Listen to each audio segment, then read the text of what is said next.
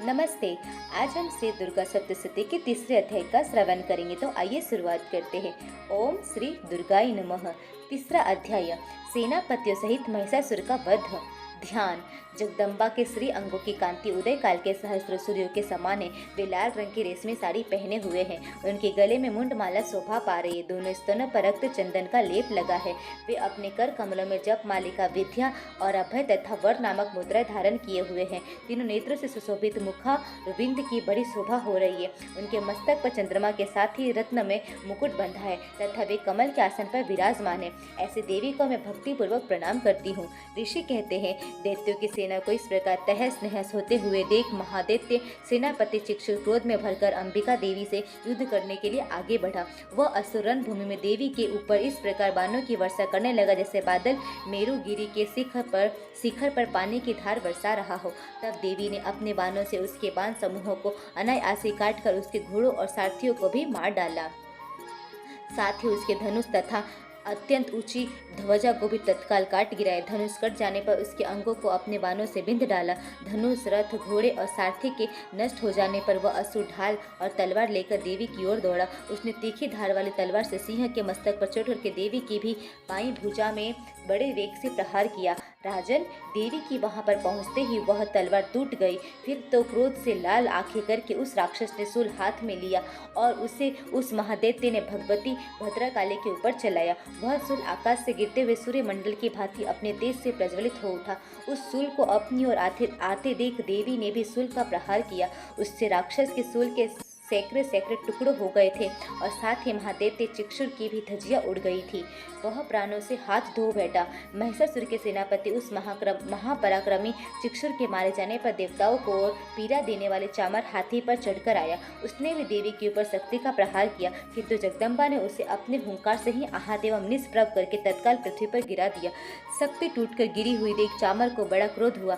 अब उसने शूल चलाया, किंतु देवी ने उसे भी अपने बाणों द्वारा काट डाला। इतने में ही देवी का सिंह उछलकर हाथी के मस्तक पर चढ़ बैठा और उस दैत्य के साथ खूब जोर लगाकर वाहु युद्ध करने लगा।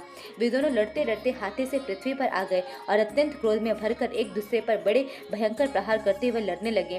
तदनंतर सिंह बड़े वेग से आकाश की ओर उछला और उधर से गिरते समय उसने पंजों की मार से चामर का सिर धड़ से अलग कर दिया। इसी प्रकार उदग्र भी शीला और वक्ष आदि की मार खाकर रणभूमि में देवी के हाथ से मारा गया तथा कराल भी दांतों, मुक्कों और थप्पड़ों की चोट से धाराशाही हो गया। क्रोध में भरी हुई देवी ने गदा की चोट से उद्धत का कचूमर निकाल डाला।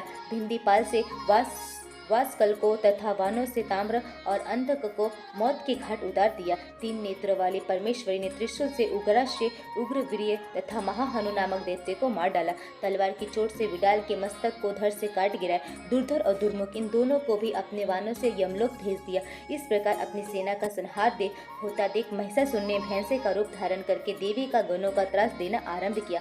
किन्हीं को थुथुन से मारकर, किन्हीं को ऊपर खुरों का प्रहार करके, किन्हीं को पूंछ से चोट पहुंचाकर, कुछ को सिंगों से विदन करके, कुछ गनों को वेग से, किन्हीं को सिंहनाद से, कुछ को चक्कर देकर और कितने को निश्वास वायु के झोंके से धराशायी कर दिया। इस प्रकार गनों की सेना को गिराकर वह असुर महादेवी के सिंह को मारने के लिए झपटा। इससे जगदम्बा को बड़ा क्रोध हुआ। उधर महापराक्रमी महिषासुर भी क्रोध में भरकर धरती को खुरों से खोदने लगा तथा अपने सिंगों से ऊंचे ऊंचे पर्वतों को उठाकर फेंकने और गरजने लगा।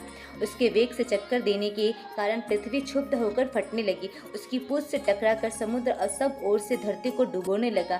हिलते हुए सिंगों को आघात से विदीर्ण होकर बादलों के टुकड़े टुकड़े हो गए। उसके श्वास की प्रचंड वायु के वेग से उड़े हुए सैकड़ों पर्वत आकाश से गिरने लगे।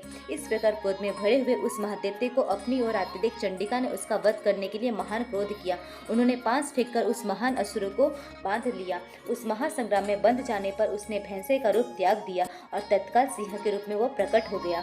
उस अवस्था में जगदम्बा ज्यों ही उसका मस्तक काटने के लिए उद्धत हुई, त्यों ही वह खड्गधारी पुरुष के रूप में दिखाई देने लगा। तब देवी ने तुरंत ही बाणों की वर्षा करके ढाल और तलवार के साथ उस पुरुष को भी बिंध डाला। इतने में ही वह महान गजराज के रूप में परिणत हो गया तथा अपनी सूंड से देवी की विशाल सिंह को खींचने और गरजने लगा।